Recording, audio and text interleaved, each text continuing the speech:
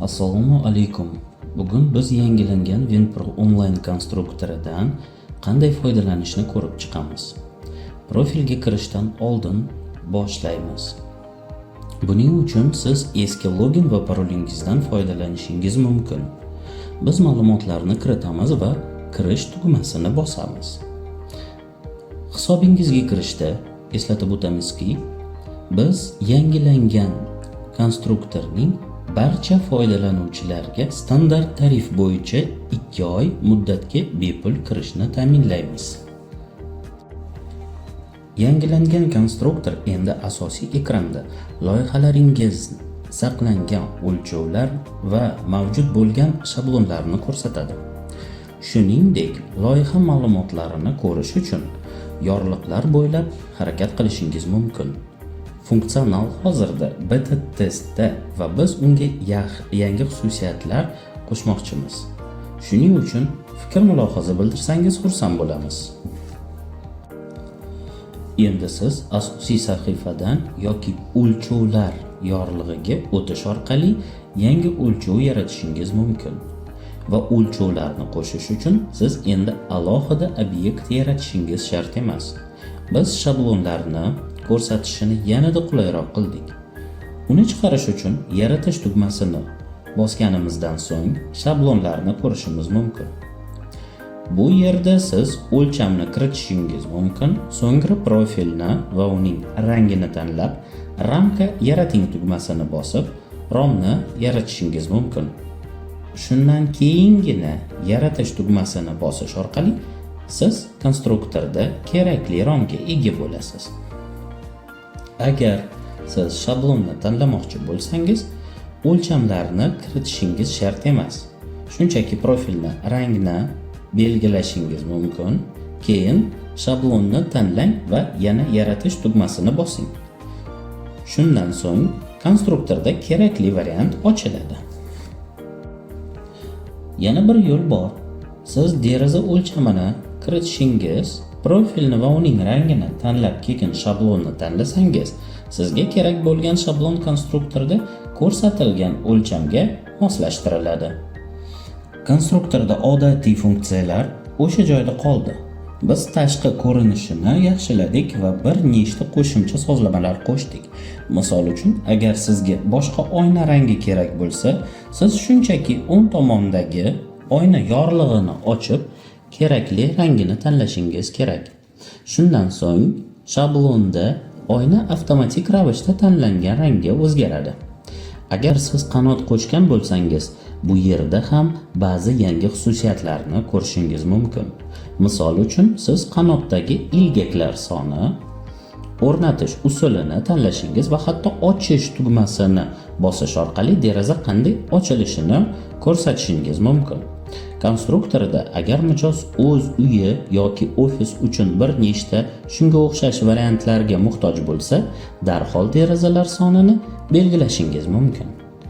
Keyin saqlash tugmasini bosish orqali siz o'lchovlarni qayerga saqlashni tanlashingiz mumkin, umumiy papkaga yoki ma'lum bir mijozning loyihasiga. Agar siz loyihani saqlaganingizdan so'ng o'zgartirishlar kiritsangiz, tahrirlaringizni yo'qotmaslik uchun yana saqlash tugmasini bosing. E'tibor bering, o'lchovlarni saqlaganingizdan so'ng siz avtomatik ravishda ishlab chiqarish qiymatining hisobini olasiz. Bundan tashqari umumiy miqdor ustunidagi savol tugmasini bosish orqali siz hisoblash turini o'zgartirishingiz va ishlab chiqarishingizga qancha foiz to'planganligini ko'rishingiz mumkin. Endi yangi loyihani qo'shamiz. Uni asosiy ekranda yoki loyihalar yorlig'ida ham qo'shishimiz mumkin. Avvalgidek siz mijozning ismini va aloqa uchun telefon raqamini yozishingiz mumkin bo'ladi. Yangilangan versiyada biz topshiriqning tugash sanasi va turini belgilash imkoniyatini qo'shdik. Loyiha yaratilgandan so'ng siz kirib u haqda batafsil ma'lumotni ko'rishingiz mumkin.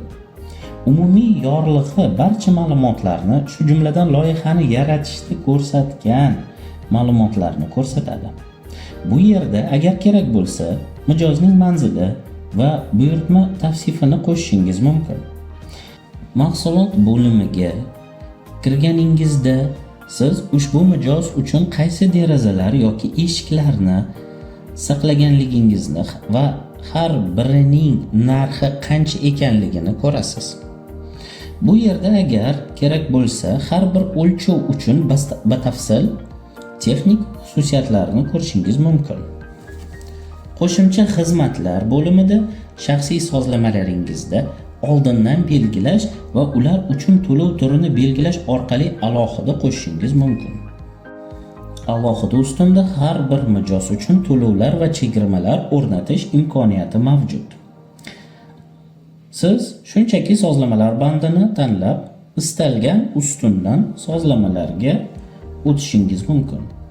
Yorliqlardan siz endi shaxsiy profilingizni alohida o'rnatishingiz va ish joyingizni alohida sozlashingiz mumkinligini ko'rishingiz mumkin. Sizga ish joyingizdagi ba'zi yangilanishlarni ko'rsatmoqchimiz. Sozlamalar yorlig'ida siz tashkilotingiz haqida ma'lumotlarni sozlashingiz mumkin.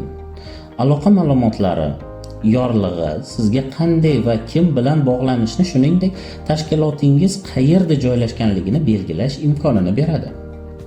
Tijorat yorlig'ida siz belgini o'rnatishingiz, asosiy pul birligini tanlashingiz, aniq hisoblash uchun summani yaxlitlash va ustaxona foydasini hisoblash usulini belgilashingiz mumkin. Xodimlar yorlig'ida siz ustalaringizni qo'shishingiz, ular haqida ma'lumot to'plashingiz va ularni ko'rishingiz mumkin. Shu tarzda siz umumiy loyihalar yaratishingiz va birgalikda ishlashingiz mumkin. Qo'shimcha xizmatlar, sarflash normasi va oynalar yorliqlari o'zgarishsiz qoldi. Bu bizning sharhimizni yakunlaydi. Umid qilamizki, bu siz uchun foydali bo'ldi. Agar sizda yangi savollar bo'lsa, izohlarda yozing.